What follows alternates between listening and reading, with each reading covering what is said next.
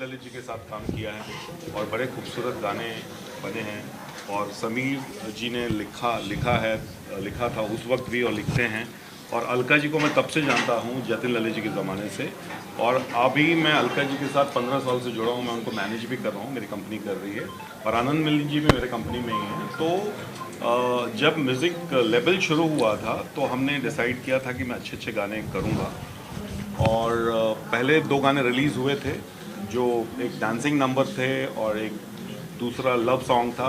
Finally Anand Milind जी से discussion हुआ कि गाना करना है, और समीर दादा से बात हुई और फिर ये डिसाइड हुआ कि 90s फ्लेवर का गाना करेंगे।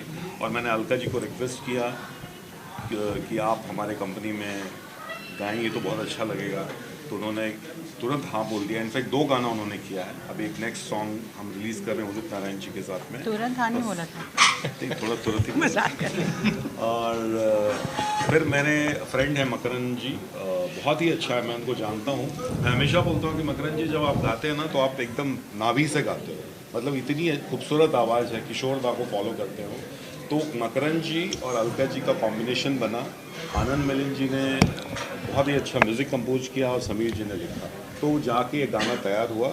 और गाना बहुत अप्रिशिएट कर रहे हैं लोग, बहुत अच्छा चल रहा है। मोर देन 1 मिलियन क्रॉस कर गया है। होपफुली और अच्छा होगा। Thank you.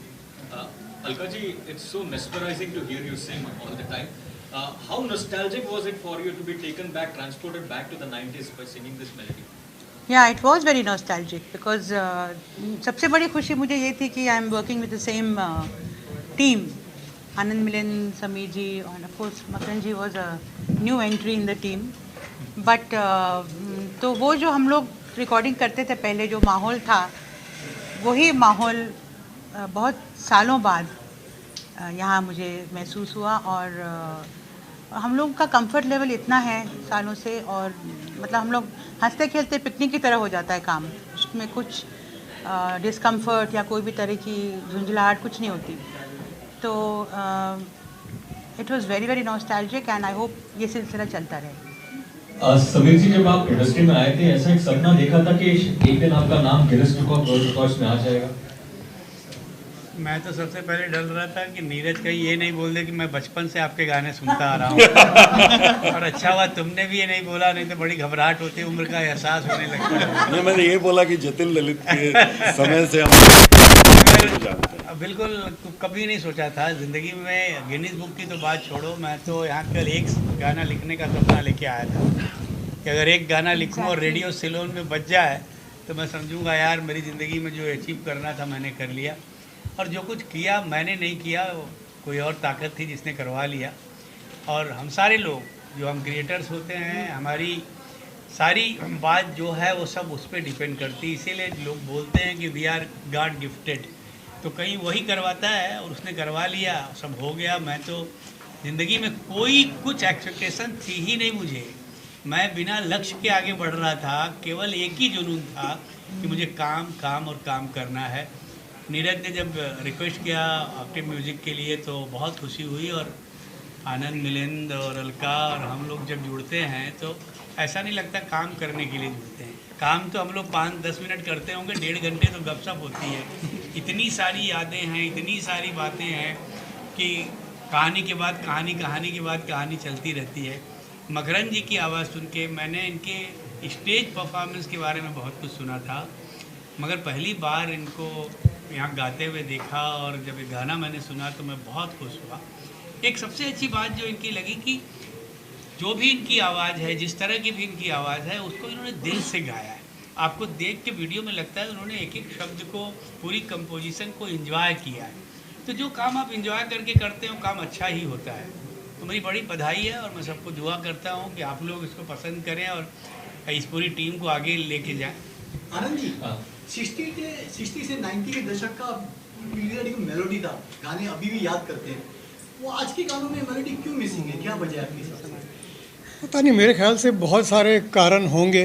एक तो बहुत से लोग कहते हैं कि टू मच ऑफ इंटरफेरेंस, क्योंकि 60s का आपने जिक्र किया तो तभी मेरे पिताजी चित्रगुप्त जी, ही वॉज वेरी एक्टिव। तो वो उनके ज़माने में मैंने कभी म्यूज़िक सिटिंग देखी नहीं थी। डायरेक्टर आके फिल्म डिस्कस कर लेता था और सिचुएशन मोटा मोटी, उसके बाद सीधे रिकॉर्डिंग में सुनते थे वो लोग। There was no music setting कि मैं गाना पास करूँगा और फिर वो गाना रिकॉर्ड होगा। तो एक बहुत मेजर चेंज वो हो गया।